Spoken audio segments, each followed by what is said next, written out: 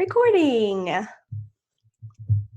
This is Theme Park Thursday. Double down, I suppose. Here we are.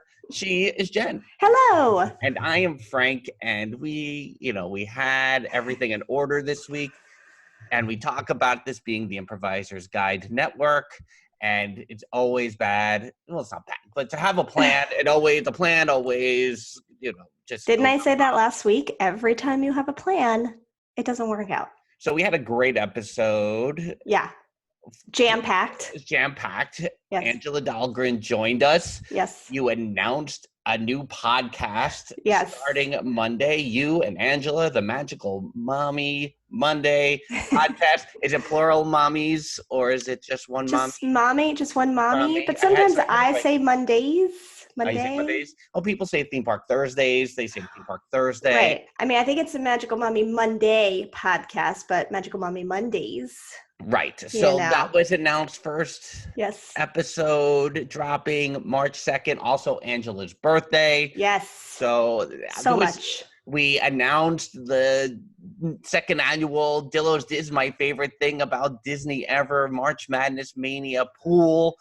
There would be a foghorn here usually. Maybe there'll be it on the audio. I don't know about this video that we're going to release to our YouTube page, youtube.com/DillosDiz. But we put a foghorn there. We have the whole March Madness thing prepared. So we did a lot. We did. And there's just way too many tangents to count. Right. And yeah, so we're going to do a bonus episode too, because Angela, you and I, we're all over the map with lots of conversations. It's what happens when siblings get together. We did a TikTok live, so we had the audio from that. So we were like, we'll do this as bonus. And that was all done on Monday night. Right. Which usually we're recording hours before Theme Park Thursday. And then Tuesday morning, I edited the whole podcast. I was like, here's the bonus material. Here's the regular material. Yep. Done. I'm going to work. Yep. And I get to work. And all the hockey sticks break loose. Mm-hmm. Because there was this little CEO change. Yeah. A minor change for the company. Change at Disney. It hinted at over the years that Bob Iger was leaving. There was will he run for president once upon a time? Right. There's been nice little hints, these little things along the way that, eventually Bob Iger is going to step down. But bam, Tuesday afternoon. What just happened? Not even on Theme Park Thursday. Hello. Right. Which usually is when news happens, which we're always like, really? Why every time on Theme Park Thursday? Yeah. It's and now our podcast episode is irrelevant. Yes. But here on a Tuesday, but they must have known that we finished the editing. And maybe they saw the tweet about probably the editing. I did tweet that. So they all follow us. So all the bigwigs. But I never have feelings about people in charge of a company. People used to, I remember people going crazy about Michael Eisner back in the day. Mm-hmm. And I was just he's running the company. It's totally fine. I read on the Twitter that Bob Iger, how people felt because of everything that's happened over the years. We're going to blame Star Wars on Bob Iger. We're going to blame all these little changes along. Yes. I was we're doing fine. Yeah. But I will say, this transition now, the announcement that Bob Chapek is going to take over as Disney's CEO, even though you're right there. I mean, I just hit drop the desk everything. There. Bob Chapek is taking over. I can't handle it. There's been discussions and talk about Bob Chapek over the years. And again, I just kind of whatever. But as I mentioned on my own individual TikTok live on Tuesday evening. I was so proud of you. I may have been the only one watching, but I was so proud that you did. Regardless. There was a Freeform special in September about Star Wars Galaxy's Edge. And there was a lot of Bob Chapek sound bites along the way. And it was the first time I really went, huh. Uh-huh. It's just a vibe. It was just a thing. It was just a react. It was just something I was feeling emanating off my television screen. That's now I have the concern. And there's a concern about where all this is going. Jen, I feel like I just talked a lot. So Jen, I'm going to pass it over to you and your initial thoughts of this change. Change, well, we don't handle change well. I just thought of the Imagineering story immediately, Mm-hmm. and seeing some of the behind the scenes of when leadership changes happened Mm-hmm. and what they did to the company and how it trickled down, Mm-hmm. where to us, just reading the headlines, oh, this one's in, this one's out, whatever it is, and we just keep going about our day, and changes happen to Disney, and we're like, oh, whatever, okay, it's Disney, it's going to be changing. But then you see the nitty gritty behind the scenes, and you see how much the cast members were affected, and all the way down the ladder Mm-hmm. when big changes were made. And I'm a little worried that this one is Mm-hmm. going to have a big trickle down, and maybe I'm just feeling that because of social media now, and you Right. see everyone's opinions, and you see people going, remember, if you work for Disney, maybe just keep it positive about these changes because you work there and you don't want to not have a job. So I do worry about the trickle down more than anything else. We enjoy our nostalgia. Mm-hmm. Doesn't seem to be a big nostalgia guy. Yep. Yep. And that worries me because He doesn't come that's what he across as the takes. sentimental type. Right. And I need emotions and I need feelings for those Disney feels. Like don't strip it all away, and don't take away the nostalgic vibe, and don't take away all that. And not that I'm saying now that he's in charge, everything's changing, and I know I'm not going to the fear mongering or anything like that, but it'll be interesting to watch how this all plays out and what develops. Also, I think I texted you and I was like, Iger's out, but I can't find why. Right. And it's like a weird thing. I read a couple of articles this Wednesday morning here, like just as people try to speculate, like, and people are curious about the shift of Iger to chairman of the board. And there's the phrasing of like still overseeing the content, which seems very Disney Plus heavy. And he is a media guy. I read the book. He's from he started at ABC when Wide World of Sports was a big thing. Like his rise is all through media. Yeah. So that shift makes sense, but it's still curious in a way. And people are curious that they would name a parks person as CEO. And I'm basing this off of one Galaxy's Edge special on Freeform, that this is the guy who's gonna to be the face of the 50th anniversary and things like that. It makes me super curious. It's interesting. I don't have good feelings in this day and age when CEOs leave their position so quickly. Mm-hmm. I just don't have good feelings about that, because it's usually because of a reason. Right. Something going on. Something's about to come out about this person, whatever it is. I'm not here to spread rumors. I'm just saying, in this day and age, every time you're like, this one's out, this one's in, it's like, whoa, wait, why? What happened? And no one's saying why. No one's saying, he chose to, he wants to take a step back as he works towards retirement, which I know he's talked about retirement, but it all seems too quick and too off the cuff. I don't know. But at the same time, oh no, we have a guy already stepping in. So it's like, is there information that's going to come out? Right. And you had to prepare and you had to get it all together and make this announcement like, everything's fine. Everything's okay. When really, maybe not. I hope not. I hope not. On Tuesday night, I just went to try to find a Chapek bio and at the same time, Justin Monorail was texting me because he was thinking about going live. He did a live.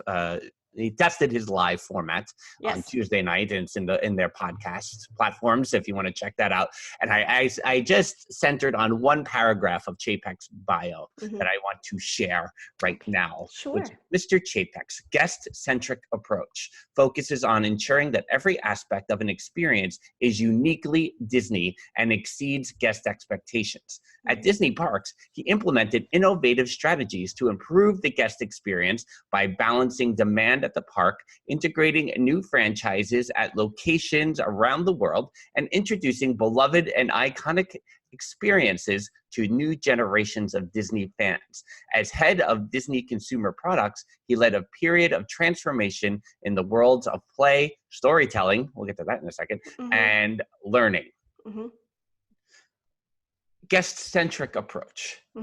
We talk about the nostalgia and the sentimentality that doesn't seem to emanate from Mr. Chapek. I question the guest-centric approach. And give me specifics. What did he work on? What was so innovative? Give me a specific thing. And I know if I dig more, I can, look into all of that. But it's like in that, give me, for example, or he was very instrumental in this in the parks. Tell me what. And then I will make my decision if it's true. Yeah. It's going to be a fascinating time here the next several months because what I love, and, we already did a podcast this week, so we're trying to keep things short, but it's the two of us, so it's going to be things. Yeah. Right under that, they were like, hey, we want to announce the Spaceship Earth closing date. Do you have anything big that we can put out there so people don't freak out about this? Right under that, like just a couple of hours right after all of that, here comes the announcement. Oh, by the way, Spaceship Earth closing May 26th. We're not going to give you a reopening date. Might be October 1st, 2021 for the 50th anniversary. Might be October 1st, 2022 for Epcot's 40th. People talk about 2 years. People talk about a year. What's it going to be? Nobody knows. Now we can panic about change for reals. Yeah. This is a nostalgic ride. This is an icon of the park. This is major because, again, I don't have enough specifics. Here's what I know. They're adding a scene about Egypt. Great. What else? What else are you doing? Yeah. Because if it's just, they've made updates before, they've made changes before. I think they said this was like the fourth one since opening or something. And overall, it's nothing crazy. But are you changing the ride itself? Are you just switching out scenes? Are you just, because that I can handle. I can handle we're just switching this out with a new, Egypt scene or whatever it is. Because there is also a lot of empty space, no pun intended, maybe, in Spaceship Earth that can be utilized. Are you just adding to the empty space or are you changing the ride? I need to know. I need to prepare. Yeah, and it's interesting. And they say a lot about, it's going to be more focused on storytelling rather than communication, yada, yada. I just want to, first of all, about change. The attraction has changed several times over the years. Yes. Whether we're talking, I turned the newsboy around and faced that was the other biggest direction. Change for me. Extra New York Daily became extra New York Daily became. Get your paper here. Get it. Right. What? Yeah. And we couldn't even see him. Tomorrow's Child went away. The narrator changed a couple of times. So we've had the changes along the way, the little tweaks and, but the fear of the unknown. Into the unknown is all of this. Chapek should just come out to Into the Unknown for all his conferences going forward. Just play that song because we're all fearing the unknown. And the big one, Justin Monorail mentioned it, the fear of what's going to happen to imagination going forward is a big thing. And I just want to say, Mr. Chapek, because I read that paragraph, and I want to say the development of imagination is both storytelling and learning. Yes. Maybe think about keeping imagination. I'm just saying that out loud. Yeah. I mean, and Epcot overall, my goodness, there's already so many walls up. And now you're taking away the biggest. And we're all collectively building our walls around what's happening this week. Our walls are up. I am very guarded by these changes, and I'm not sure how I'll react. On the Disney Parks blog, the story about Spaceship Earth, there's some things that worry me. Just some key words like the reimagining of. That's in the title. That worries me. Also, the changes that are coming will be worth the wait. What is the wait? What changes? How? Maybe I'll decide if it's worth the wait or not. But yeah, and they do talk about the light being a bigger thing, and I don't know. It's so much change for two people who can't handle change well, because we love the nostalgia of Disney, and it's a blessing and a curse all at the same time. Yeah.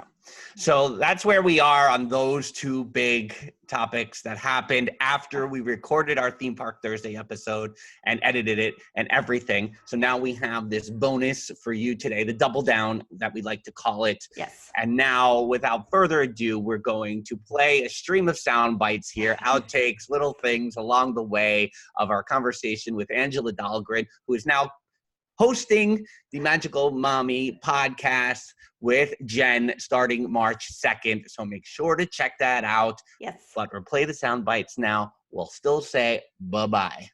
Right. Oh, can I add one thing? Yeah, sure. Which we'll probably know. But if you're watching this video, you got to go to the podcast to listen to the sound bites. Right. This is just a video. This is just a little extra. Just go over. So go back to the podcast. Likely to be dropped Thursday night after we drop the initial podcast Thursday morning. Right. So subscribe to this channel and then go subscribe to the podcast if you haven't already, everywhere you listen to podcasts, all the platforms. Leave a review. Oh. Send that along. That'd be great. That's another topic for another time. Yeah. Bye-bye.